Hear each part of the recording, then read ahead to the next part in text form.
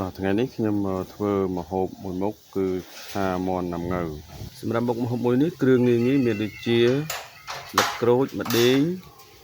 ខ្ទឹមក្រហមខ្ទឹមសហើយនិងម្ទេស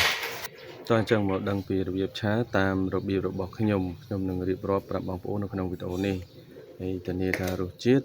ឆ្ងាញ់ប្លែកពីគេហើយបងប្អូនអ្នកទាំងអស់គ្នាដែលបានមើលវីដេអូនេះអាចសាកយកទៅធ្វើតាមបានហើយបានរសជាតិយ៉ាងណាកុំភ្លេចខមមិននៅប្រាប់ក្រុមវីដេអូផងអញ្ចឹងយើងចាប់ផ្ដើមរំលីងគ្រឿងយើងចាក់ប្រេងឆាមកយើងចាប់ផ្ដើមរំលីងគ្រឿងឲ្យវាឈ្ងុយហើយគ្រឿងដែលយើងត្រូវរំលីងនោះក៏មានបន្តដែរមិនមែនចាក់លីងទាំងអស់ទេគ្រឿងដែលខ្ញុំចាក់នៅលើចាននេះគ្រឿងដែលយើងត្រូវលីងគឺមុនគេគឺម្ដេងហើយនិងស្លឹកក្រូចហើយខ្ទឹមក្រហមយើងរំលីងគ្រឿង3មុខនេះឲ្យបានឈ្ងុយហើយគិតថាខ្ទឹមនឹងគ្រឿងនឹងវាឡើងឈ្ងុយល្អហើយតាមបន្ទាប់មកយើងដាក់ខ្ទឹមសហើយនិងម្ទេសចូលធ្វើរបៀបនេះគឺគ្រឿងដែលខ្ញុំបង្ហាញបងប្អូនដែលត្រូវឲ្យលីងម្ដេងស្លឹកក្រូចហើយនិងខ្ទឹមក្រហមមុននេះដោយសារគ្រឿងអស់ហ្នឹងវាក្រ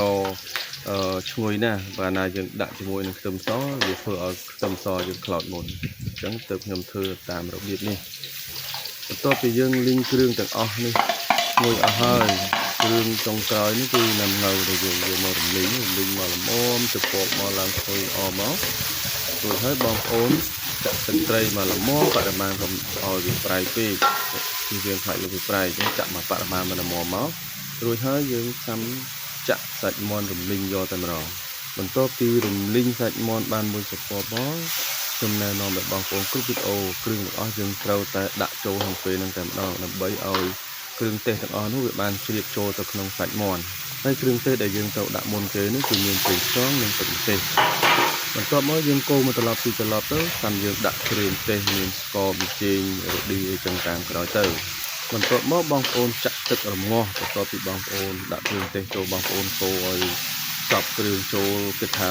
ចូលសាច់មាន់យើងបានសព្វហើយចាំយើងដាក់ទឹកលាចូលរងាស់វារហូតដល់បងប្អូនគិតថាសាច់មាន់យើងឆ្អិនផុយល្អហើយបងប្អូនលើកចុះមកចុងក្រោយយើងដាក់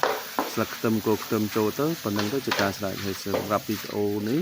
ដែលបងប្អូនបានឃើញបើគិតថាជាវីដេអូល្អចែករំលែកដល់បងប្អូនយើងដែលចូលចិត្តធ្វើម្ហូបកុំភ្លេចជួយចែករំលែកដល់គ្នាមិនថា YouTube ឬក៏ Page របស់ខ្ញុំជួបគ្នានៅវីដេអូក្រោយបាយបាយ